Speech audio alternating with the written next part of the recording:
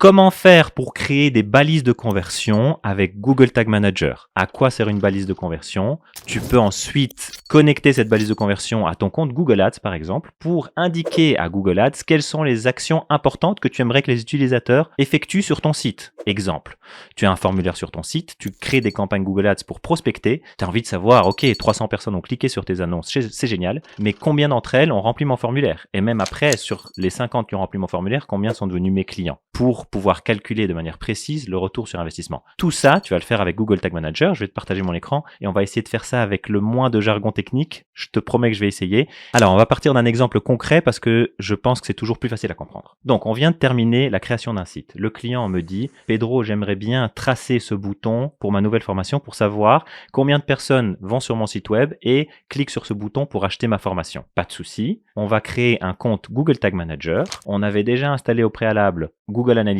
sur le site aussi, d'ailleurs avec Google Tag Manager aussi. J'ai déjà fait une vidéo à ce sujet, va la voir aussi. Et donc ici, ce qu'on a fait, c'est que ce bouton, dans Elementor, je peux lui donner une classe CSS. Il suffit de cliquer sur le bouton, tu vas dans le Advanced et tout en dessous, il y a écrit CSS Class. Tu peux mettre ta classe dedans ou alors c'est dans le paramètre du bouton. Peu importe, c'est facile à trouver. Ensuite, tu vas aller dans Google Tag Manager, tu vas créer un trigger. Un trigger, c'est un déclencheur. Donc le déclencheur, c'est à chaque fois que quelqu'un clique, pas tous les clics, certains clics qui matchent le nom de cette classe CSS qui est ceci, c'est le nom que je lui ai donné, eh ben on va créer une balise qui, grâce au tag de Google Analytics 4 et à ce déclencheur, va se déclencher à chaque fois que quelqu'un clique sur le bouton. Et donc après, quand je vais aller dans mon compte Analytics et que je vais aller voir mes événements, tu vas voir que il faut que tu attendes 24 heures et que certaines personnes effectuent l'action que tu viens de créer. Voilà, tu vois qu'ici, button click Power Query, il y a déjà eu quelqu'un qui a cliqué dessus et je peux ensuite le marquer comme un événement clé. Avant, c'était conversions et maintenant, ça s'appelle key events ou événements clés. C'est la même chose. Une fois que tu fais ça, tu peux ensuite le connecter à ton compte Google Ads. Et ensuite, ce qui est sympa, c'est que